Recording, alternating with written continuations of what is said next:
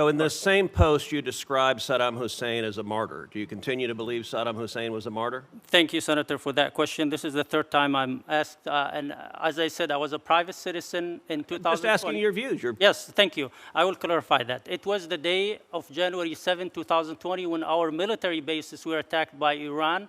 And in a moment of anger, because we didn't respond. So I asked you about today. Do you continue to believe Saddam Hussein was a martyr today? Senator, I don't think that, no doubt that Saddam was a dictator.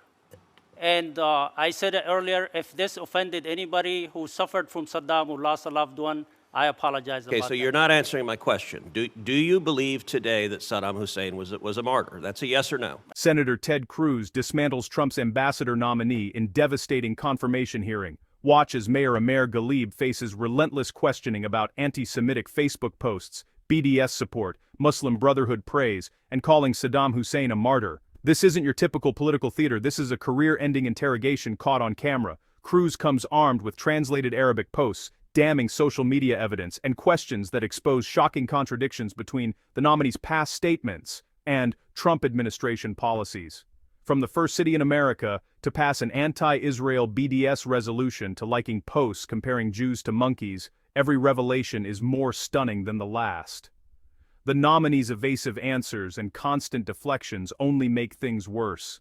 See why this hearing is being called one of the most intense Senate confrontations in recent memory. Will Ghalib survive this grilling? Can he explain away years of controversial positions? Watch until the end to see Cruz's final devastating verdict. Let's dive into the main video. Thank you, Mr. Chairman. Mr. Ghalib, I am concerned that your stated public positions are markedly in conflict with the views of President Trump and with the positions of the United States. So I want to spend some time talking about your views.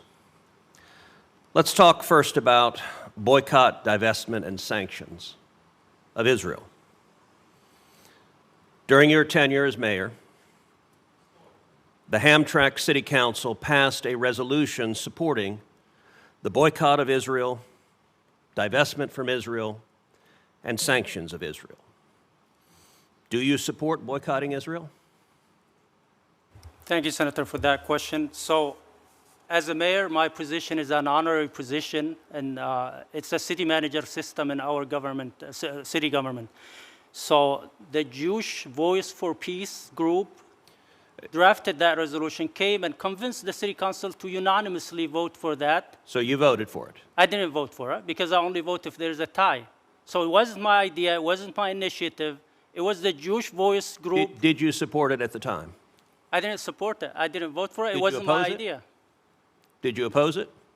I didn't have to vote at the time. So do you support boycotting Israel right now?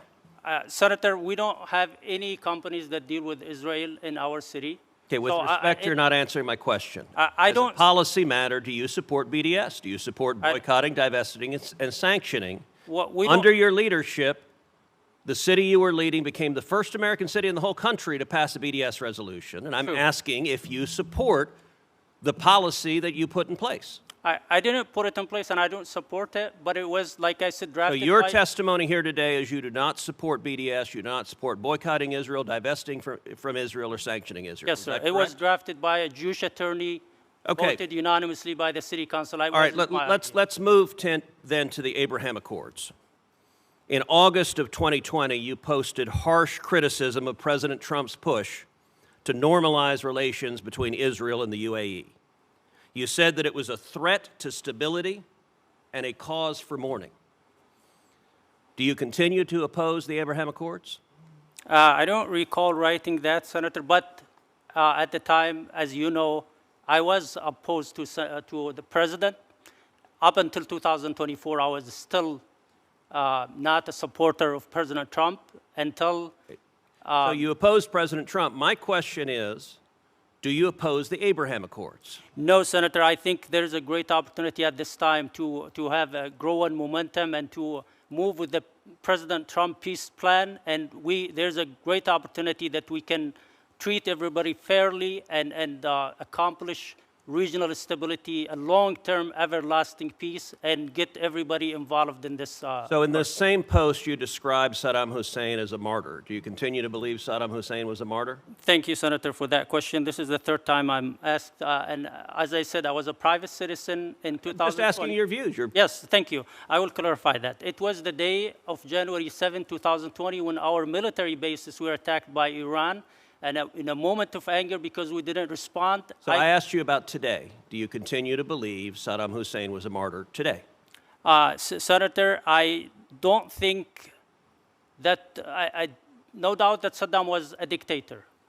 And I said it earlier, if this offended anybody who suffered from Saddam, who lost a loved one, I apologize about that. Okay, so you're not answering my question. Do you believe today that Saddam Hussein was a martyr? That's a yes or no. I can say no. It wouldn't matter. He's in God's hand. He will get the treatment he deserves. I'm not. All right, in August of 2020, you posted that the Muslim Brotherhood was an inspiration. Do you continue to believe the Muslim Brotherhood is an inspiration? Thank you, Senator. I think a lot of my posts were written in Arabic and mistranslated. I believe that, it's an ideology. It's not just a group of people. I disagree with a lot of things that they do. Some of them are extremists. Some of them are part of some governments in the Middle East. So I trust our government to do the research and Okay, again, my question was simple and straightforward. Do you continue to believe the Muslim Brotherhood is an inspiration? No, I'm not part of it. I don't believe in that. But if anybody but you did post it in 2020. Let me ask you, how would you be able to serve as an ambassador if President Trump designates the Muslim Brotherhood as a terrorist organization? I have legislation to do that. I believe it is likely the Trump administration will designate the Muslim Brotherhood as a terrorist organization. Hamas is the Muslim Brotherhood in Palestine. I would trust the president, and if it's designated, I will be committed to implement President Trump's policies. I'm not, I trust the president's policy, and if confirmed, I will be implementing the policies of the administration. I mean, I wouldn't go against the president and his policies. Mr. Ghalib, I will say, from your long-standing public positions, it appears you have a deep-felt and passionate view about the Middle East, but it is a view that is in direct conflict with the policy positions of President Trump and this administration. I will point out also that, and you've been asked about this before, but it is really quite astonishing, that on Facebook, you liked a post that called Jews monkeys for their own benefit.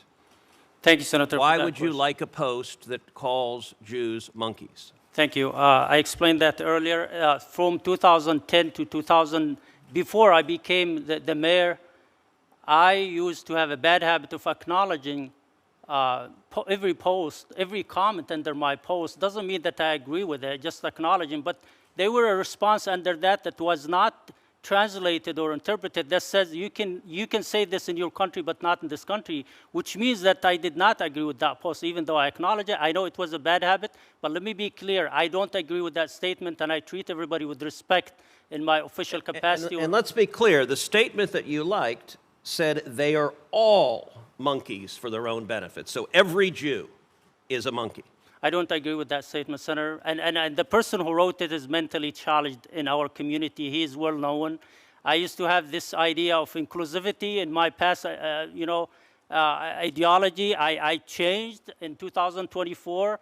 I changed even my party, Mr. Ghalib, there may well be positions within the Trump administration that you are qualified to perform in that are unrelated to these issues that you have such passionate beliefs about. I believe your beliefs are sincere. I believe that when you became the mayor of the first city in America to pass a BDS resolution, it's because you believe in BDS. I disagree with you on that. That is contrary to the policy of the United States government, but you're entitled to have your own views. But what I do not understand is how you could possibly serve as a United States ambassador for President Trump in the Middle East when you have passionate views, including having been a vocal opponent of the Abraham Accords, the singular and most consequential accomplishment President Trump has negotiated, and your longstanding views are to publicly oppose the Abraham Accord. Thank you, Senator. Let me be clear. I support the Abraham Accord, and I think there's a golden opportunity to get everybody involved in that. And let me be clear, in February of 2022, as the mayor, the first thing I did is to pass a resolution to condemn anti-Semitism. It's documented. That's what I perform in my official capacity. The other things, people are making assumptions based, trying to judge my intention. I'm curious, would a statement like all Jews are monkeys, would that qualify as anti-Semitism? Well, that's, somebody wrote it who's mentally challenged. Now, my question is, does the statement all Jews are monkeys, does that qualify as anti-Semitism? I don't agree with it, Senator. Okay, you're not answering my question. It's definitely anti-Semitism, but clicking on it doesn't mean I endorse it. It's well, just actually, like means exactly that. When you like something, it means you no, like Senator, something. every post since 2010, every comment, because I used to have like 10, 20 comments, I used to acknowledge it, to read it, but sometimes I would respond under it to oppose it. And there was a response here that wasn't translated by the media that says, you cannot say this in your country. It wasn't translated. And when I met with Senator... But that's not disagreeing with the statement that all Jews are monkeys. But let me be clear now, I disagree with that, and But you didn't at the time. You are making assumptions, sir. No, I'm asking. I'm not making an assumption. That's a question. I did disagree at the time, and I still disagree. Did you disagree publicly? Did you say a word of disagreement, or was your only public statement a like, which is the universal method of saying you like something and agree with it?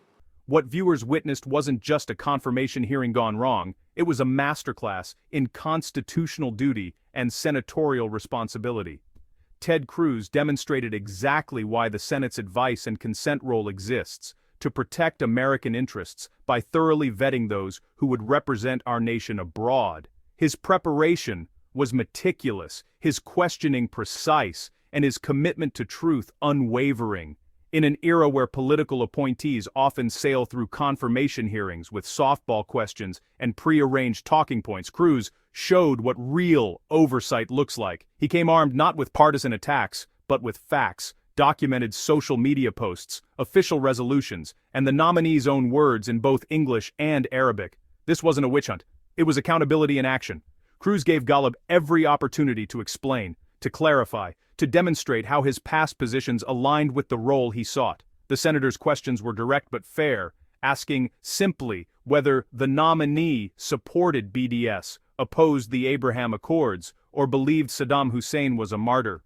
These weren't gotcha questions. They were fundamental inquiries about positions directly relevant to serving as a Middle East ambassador. When Golub couldn't provide straight answers, when he deflected and dodged rather than owning his past statements, Cruz's patience wore thin, not out of personal animosity, but out of genuine concern for American foreign policy. The revelation about the Facebook post comparing Jews to monkeys wasn't introduced for shock value. It was critical evidence of judgment and character. Cruz's point was devastatingly simple. When you click like on social media, you're endorsing that content. The nominee's excuse that he was just acknowledging posts he read was insulting to anyone who understands how social media works. Moreover, Cruz's broader argument that Golub's passionate views on Middle East policy were sincere but fundamentally incompatible with Trump administration positions showed genuine respect for both the nominee and the office. He didn't question Golub's right to hold his beliefs. He questioned whether someone with those specific beliefs could effectively serve in this specific role. That distinction matters. It's the difference between political persecution and legitimate qualification assessment. The senator's willingness to suggest that there might be other positions within the administration better suited to Golub's skills demonstrated fairness and nuance often missing from partisan confrontations. How could someone who led America's first BDS city effectively advocate for the U.S.-Israel relationship? How could someone who praised the Muslim Brotherhood as an inspiration navigate complex relationships with governments fighting extremism? How could someone who called Saddam Hussein a martyr command respect from leaders who suffered under his brutal regime? These weren't hypothetical concerns. They were practical impossibilities. Senator Cruz's decision to oppose the confirmation wasn't partisan obstruction. It was principled leadership.